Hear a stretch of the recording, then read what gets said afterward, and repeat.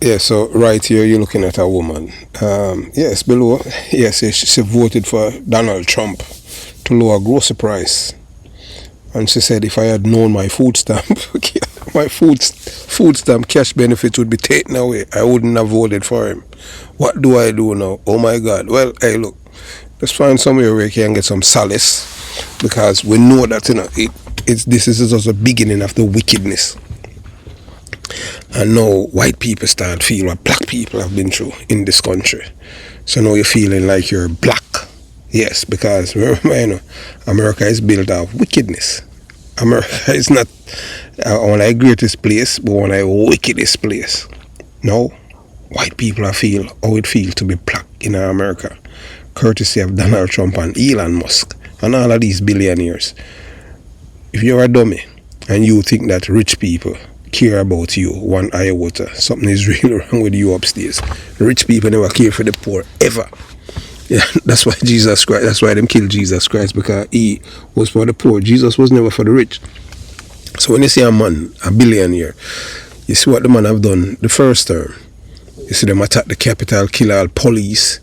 You never have no problem with that because you're all about yourself. You don't care about decency, honesty, truthfulness. And now, you cry. Man, sympathy is a cry, man. So today, this white woman is seen in a video, visibly distraught and overwhelmed with emotions, lamenting the loss of her food stamps and cash assistance benefits due to policy changes implemented by President Donald Trump. Yes, Donald Trump with tears streaming down her face. She reportedly questioned what she's supposed to do now, expressing a sense of helplessness and frustration. In her emotional outpouring, she emphasized that her primary concern has always been her family and their well-being.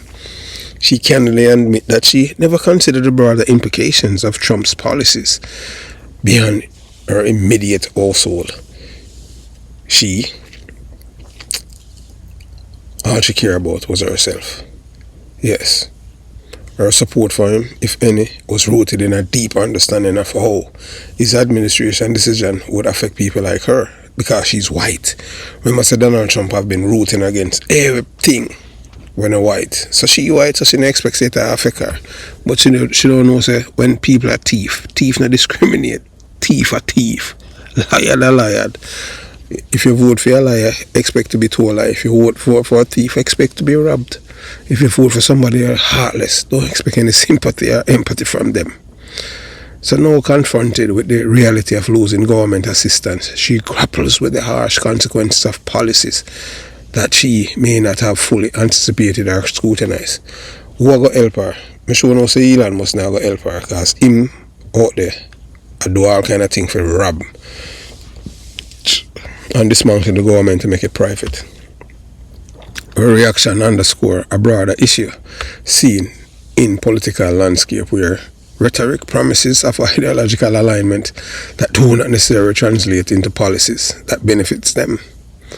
The video serves as a stark reminder of how political decisions at the highest level directly impact everyday citizens, sometimes in ways they never expected.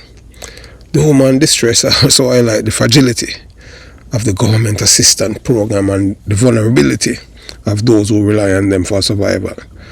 Donald Trump don't care one rat's ass if she dead and her children them. Donald Trump is a heartless man. So while she expresses her deep concern for her family well-being, her words also reflect on an insular perspective, suggesting that until now she had not given much thought to how these policies might affect others in similar or worse situations. Because as usual, everything is all about me, selfishness. No love for humanity. Yeah, so this moment of realization, though painful, may serve as an awakening to the broader social and economic implications of governmental decisions, forcing individuals to reassess their benefits, beliefs, and political choices. Ultimately, the video captures a personal crisis that is a part of a larger narrative, one which policy changes can drastically alter the life of everyday citizens, particularly those who depend on social safety nets. It serves as a stark example of the intersection between politics and lived reality, highlighting the importance of staying informed and critically evaluating the leaders and policies that shape our future. So you have to understand that these people, they don't care for humanity, all them do is care about themselves. Them don't love nobody else. So she asks what she do now. Hey, well, I know your thing that you vote for Donald Trump. You understand, you deal with it. Donald Trump never care about anyone but himself and his family and how him can con other people. I learned that from before he was elected the first time. But you have to understand, people don't have critical thinking skills. This is what happened to them. Them vote based on what them feel, emotion. Yeah, Donald Trump are telling how him hate immigrants and all of this, but yet still is an immigrant, a film president. An immigrant is a president of the United States of America. A guy near Elon Musk. Donald Trump is not the president. Donald Trump is elected, but he is the co-president. Because every time I do interview, Elon Musk have to sit with him.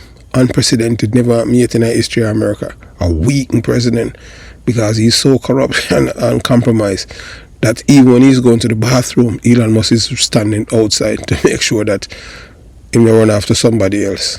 So I want you to watch all of these videos of all of these, of this woman, whining about losing her benefits, and she never knows it could affect her because she's white. You watch, you listen, and you decide. I voted for him for lower grocery prices. He promised me cheaper prices on groceries. And that has not happened. Not only has that not happened, I am getting my food stamps taken. I am getting my cash assistance taken. I am getting my Section 8 taken. I am getting all my welfare governments taken. I did not ask for this. I would not have voted for him if I knew this was going to happen. So what do I do now? What do the people do now? The ones that regret their vote. Or what do we do? I can't go out and get a regular job. And it's not even about these families being separated from their loved ones. It's not about these 5 and 6 year olds getting their families taken away from them in the middle of a school day. It's not about any of that. It's about me and my food stamps and my cash assistance. Me. I'm the only one that matters in this country. I am taking my life back. Genuine question for Trump voters. How broke will you have to get before you admit that you fucked up when you voted? FO is the same as when you let kids touch the stove, because you can only tell them so many times, don't do it, it's hot, don't touch it, it's hot, don't touch it, until they actually touch it, and then they don't touch it again. That's pretty much what FAFO is. We're treating them like toddlers. This goes out to all the MAGA that are regretting their vote. We don't care, we want to see you suffer, and we're never going to feel bad for you. Seemingly overnight, it seems that this hashtag has been trending. And there's a lot of videos. And of course, we know it's the find out phase. And we're okay with that. We've been waiting for this. We knew it was going to happen. We've not been looking forward to it. Well, maybe a little. And there are tons and tons of videos I could paste in here and make fun of every single one of them. But I'm not going to do that. They want some of that good TikTok karma that you got. They're not going to get it. That's what they want. They want us to say, oh, it's okay. Come with us. We have open arms for you. We see that you see the light. And we're okay with that. We're not okay with that. I want you to suffer. I want you to lose everything. Literally everything. I want you to lose your house. I want you to lose all your money. I want you to be destitute. I don't care if you suffer. I want you to suffer. Because you created it. And you have no problem with other people suffering. The only time you have a problem is when you're suffering. The biggest excuses I came across were, I have to go back to work. This is affecting me because of that. I had this happen to me. every single one of them is not wanting to be on the Trump train anymore because they are being affected. Well, guess what? On this side, it's not about us being affected. We care about other people being affected. That's the difference between you and me. You care about yourself and we care about other people. That's it. Full stop. When you break down what's important to a Republican, it's money. And when you break down what's important to a liberal or a Democrat, it's people. And now that it's affecting you, you want to say something about it and say, this isn't right. Because it's affecting you. You don't care if it's doing anything to anybody else. Just like the reason you're making these videos, you're doing it so you can get attention. You're not doing it to bring awareness to other people. You don't give a shit about other people. So lose it all. Lose your farm, lose your car, lose your house. I don't care. I'm going to enjoy it. You deserve this. You voted for it. You did it. Take it. I get to tell my grandkids I did the right thing. You don't. I get to tell all the women in my life that I voted in their interest. I get to tell all the minorities in my life, in my family, that I voted in their best interest. And you get to tell them that you regret your vote because you lost some money or had to go work in the office or had to pay more for eggs that you didn't expect to before, or whatever personal petty reason that you don't like your Trumpty Dumpty anymore. We don't want anything bad to happen to you randomly. We want everything to happen to you that was created by you. We want to watch you flail and say, I can't believe this is happening to me, even though you voted for it to happen to you. Go find me a person who is saying that they are not voting for MAGA anymore, and then before that video was posted, I want you to go back and find me with just one video where they care about other people, about their vote affecting other people, and they're saying, I'm doing this because I want them to be better. Because they can't. They make stuff to make fun of other people. They don't care if bad things happen to other people. It boils down to they do not care about other people. Period. Watch their videos now thinking, okay, they don't care about other people. They're doing this for themselves. They're not doing it to educate anybody. They're just doing it to make themselves feel better, to get attention on themselves.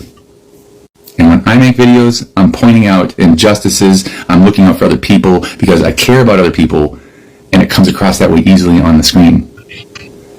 And when they post videos, it's literally about hate. Always hate. It's every single thing they post is hate. So I'm not going to sit here and laugh and say, oh, they're finding out now. It's sad. It's sad that we knew this was going to happen. Nobody listened. Not the right people. Not enough people listened. So here we are. You can leave your MAGA, but we're not opening our doors to you. You can sit in the fucking hall. Good morning, MAGA. Happy Sunday to you. It being the day of the week that it is, I reckon all y'all have spent some time this morning in a church, praising Jesus Christ. And it being Sunday and me being in that kind of mood, I'm going to continue preaching to all y'all because, believe it or not, it ties into the basic life lessons that we have been learning about society. Now, from what I recall, from many tedious hours spent in those same churches when I was a child, you all believe that Jesus Christ died for your sins. But you're wrong about that. And maybe, if you don't know that, you all need to go back and read that book instead of beating each other over the head with it. Jesus Christ died because he was a humanitarian. We're talking about a guy who fed the hungry, took care of the poor, didn't care a dude had leprosy, said, hey, come here, let me heal you. Was best friends with a woman. A humanitarian. And he got stuck up there on that cross because that humanitarian attitude of his frightened the people in charge. They don't like it when the normal folk are nice to each other. They don't like it when the normal folk don't suffer. That is why Jesus died. Not for your sins, not for mine, not for anybody's. He died as an example of what happens when you cross the powers that want us all to suffer. Now that you've been reminded of that fact, I want you to take a good hard look at yourselves and ask yourselves, what would Jesus have thought? Do. You hate so many people. You hate this one because of their skin color. You hate that one because you don't understand their gender. You hate this one because they don't dress how you want. You hate that one because they don't speak the language you want. You hate this one right here looking at you because she will not sit down, shut up, get in the kitchen, make you a sandwich, and pop out more babies. Jesus would not have approved, my friends. Oh, he would not. So, so you have witnessed a white man delivering a blunt and unapologetic message to his fellow white Americans who voted for Donald Trump. With a tone of cold indifference, he declared that those who support the president must now face the full consequences of their decision, suffering the losses that come with policies they either blindly endorse or fail to fully understand. He argues that Trump, a man he labels a con man, never had their best interests at heart. His entire political persona, built on grandiose promises and populist rhetoric, was a smokescreen for policies that ultimately serve the wealthy elites and the corporate interests, rather than the struggling middle class and lower class who rally behind him. We can't tell you how these people are real dummies. During Donald Trump's first term, he took away so many things from them. And when he was through with the tax cut, the same poor people, they hold taxes. And them vote for him again. So you don't want a better con man, like, you don't want a better group of people than these people. Donald Trump, right through his life, he was a Democrat, turned Republican. And not even the Republican them could have outsmart him with the people them. Because the voters them love with them are your identity politics, racism, hate everything when they're white. And I hate them right with. They don't mind the suffering, so them love oppression, so let them stay. You understand? Know that the economic repercussions are hitting hard. Cuts to social programs, diminishing access to government assistance, and the policy favoring the rich over the working class. This white man insists that there should be no sympathy for those who voted for their downfall. Boy, I tell you, I just saw it going on. So his message is direct and unsparing. Those who ignore the suffering of others who support Trump out of self-interest rather than a concern for the broader society are now reaping what they have sown. He calls out their lack of empathy, arguing that their decisions were rooted in selfishness rather than a genuine belief in a better America for all. If they had voted with a broader perspective, considering the well-being of marginalized communities, the working poor and those struggling to get by, they might have seen through the facade. Instead, they acted in their own perceived self-interest, ignoring warnings from political analysts, economics, and even their own neighbors, who foresaw the inevitable consequences of Trump's policies. His stance is one of zero sympathy. He refused to offer a shred of compassion to those now suffering under the weight of a government they help elect. To him, this is not an unexpected tragedy, but an inevitable outcome, one that was warned about repeatedly but dismissed by those who believe Trump will serve as their champion. Yeah, racist champion, white supremacy, make America great again, black people stay in them place, dismantle anything with black people again. And that's what we see right now. Everything them going after black people. What would I like to know? How some of these black people feel? No, as they lose financial security benefits and government support, they are faced with the reality that their chosen leader never cared for them. This message serves as both a condemnation and a wake-up call. It's a harsh lesson in political accountability, one that highlights how policies crafted in the interests of the elite ultimately hurt those at the bottom and most. And for those who ignore the suffering of others, who believe they are voting solely for their own gain, this man argues that it is only fair they now experience the pain that they have perpetuate. So, sympathy is a crime. If you're a fool, even God say have no use for the fool. So, just so it go. Have yourself a beautiful day.